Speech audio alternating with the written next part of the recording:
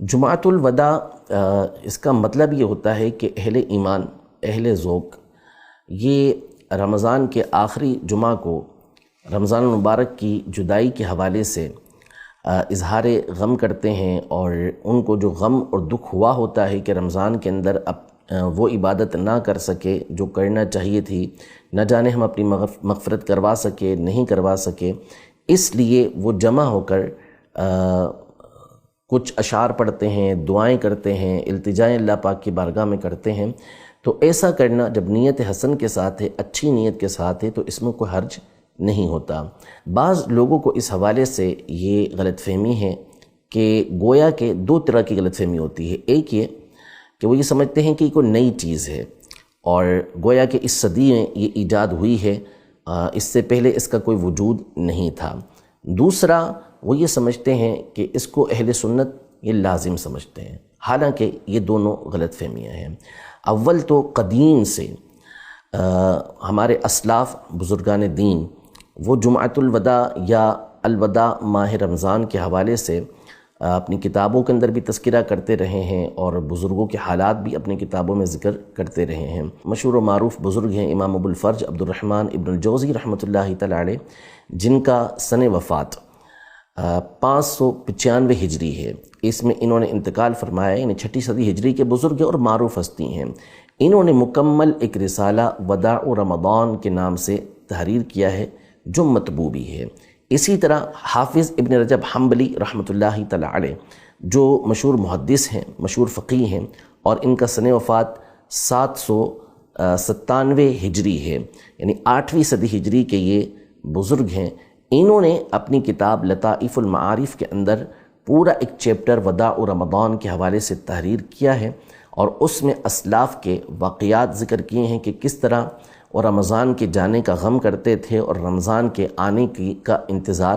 کیا کرتے تھے۔ یوں ہی حافظ ابن حجر حیثمی الشافعی رحمۃ اللہ تعالی علیہ، جن کا سن وفات 974 ہجری ہے، انہوں نے اپنا ایک خطبے کا مجموعہ ترتیب دیا جس کا نام ہے النخب الجلیلہ فی الخطب الجزیلہ۔ اس میں آپ نے ایک خطبہ جو ہے وہ خاص اس موضوع پر وداع رمضان کے حوالے سے لکھا ہے۔ یوں ہی حافظ محمد ابن محمد مرتضی الزبیدی الواسطی الحنفی، جن کا سن وفات 1205 ہجری ہے، انہوں نے ایک رسالہ تحریر کیا ہے جس میں انہوں نے خاص طور پہ جمعہ کے اندر جو خطبہ ہوتا ہے وداع رمضان کے حوالے سے اس کا آپ نے ذکر کیا۔ اسی طرح علامہ ابو الحسنات عبد الحی اللکھنوی رحمۃ اللہ تعالی علیہ، جن کا سن وفات 1304 ہجری ہے،